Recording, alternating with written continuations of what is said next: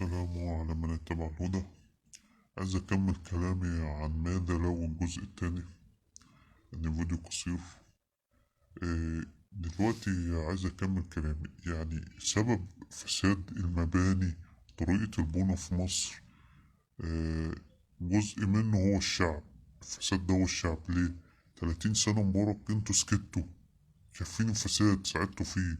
قابلت ناس كنت اتكلم معاهم في المواصلات من زمان، من ايام مبارك وساعة الثورة وبعد الثورة، قال لهم يعني انتوا موافقين عايزين مبارك يرجع عشان تلاقي كنتوا ناس فاسدين، كنتوا بتعيشوا على الفساد، تدفعوا رشاوى في كل حاجة. واحد منهم يقول لي اه وفي حد ما تنفعش، وفاكر هو عشان وسخ عايز الناس كلها وسخة زيه. عرفتوا اما الناس اللي عمالة تطحم على مبارك لحد دلوقتي دي ناس فاسدة، ناس بنت وسخة. يعني ما شافوش خالص، اتعاموا واتطرشوا عن الفساد اللي عمله مبارك. ده ناس اتقتلت كتير ايام مبارك. يعني يكفي الدويقة اللي وقعت البيوت والصخر على الناس. مدينة نصر ساعة الزلازل كانت البيوت كلها مبنية غلط، وقعت على دماغ الناس مع انها بيوت جديدة وكان فيها ناس راقية يعني أغنياء يعني. مناطق تانية عشوائية، مناطق شعبية قديمة، كل ده متروك لحد دلوقتي. زاد عليهم 9 سنين العسكري الفاسد ده كمان. يعني أنا اتكلمت من كام يوم ساعة الزلزال بتاع تركيا، قلت يا جماعة احنا دلوقتي مستعدين لو حصل موجات تسونامي أو موجات عالية في اسكندرية على السواحل كلها في مصر، هتعملوا ايه؟ هتنقذوا الناس دي ازاي؟ هل في استعدادات؟ محدش رد. وهما بيشوفوا فيديوهاتي، محدش رد. طب لو البيئة حصل لنا زلزال دلوقتي زي تركيا ده هنعمل ايه؟ مفيش أي استعدادات شايفها أنا.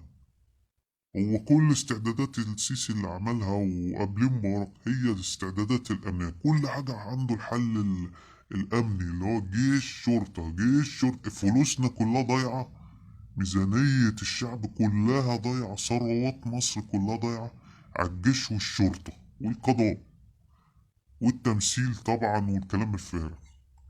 انما هل في استعدادات نعمل سكن مجاني للناس اللي مش قادرة، اللي معاش فلوس، عايشة بقالها سنين في العشوائيات، نخرجهم، نخلي مستقبل عيالهم كويس عشان يطلعوا مواطنين صالحين، عشان نخلص من الفساد اللي احنا قاعدين فيه ده مرنخين فيه بقالنا 100 سنة؟ لا. هل مستعد حتى بشوية خيام كده احتياطي لو حصل حاجة في اسكندرية ولا حاجة؟ لا. والكورنيش اللي وقع في اسكندرية لحد السلومة عمالين يكذبوا. سبحان الله، الحقيقة باينة ويكذبوا فينا في الناس، يقول لك لا لا ده مش من الزلزال بتاع تركيا. يا ابني ده ايطاليا حذرت، هي كل مرة ايطاليا دي اللي صح. بسم الله ما شاء الله، عندهم بحث علمي متطور. قبل كده ساعة السفينة بتاعت السلام اللي غرقت، أيام مبارك، يا بتوع مبارك اللي بترحموا عليه، يا اللي ماسكين في السيسي برضه بتحبوا العسكر وخلاص، بتحبوا القيادة، ربنا ينتقم منكم.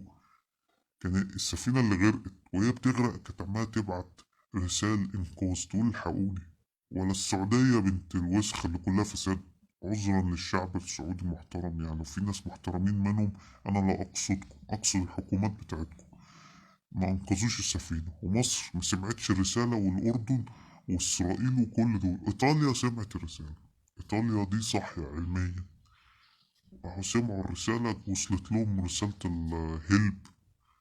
كذلك الآن إيطاليا بتحذر من موجات تسونامي. هنا هل في استعدادات حصلت؟ مفيش. كل اللي عملوه جابوا الرصيف اللي واقع عند اسكندرية، رصيف وهو واقع، يا فرحتي. هتعملوا ايه لو حصل زلزال يا جماعة؟ اصحوا.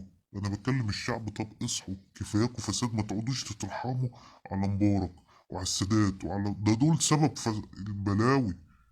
يا ابني انت اللي عمال تترحم على الناس دي، انت ممكن تكون واحد بني ادم عايش في فيلا ولا في قصة العمر، انا ما شفتش الناس الغلابة اللي ماتت وبتموت من الفقر.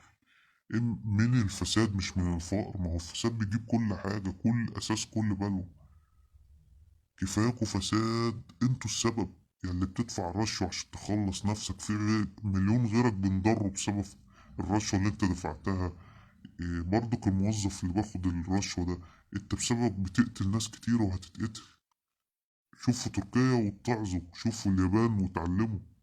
حسبنا الله ونعم الوكيل.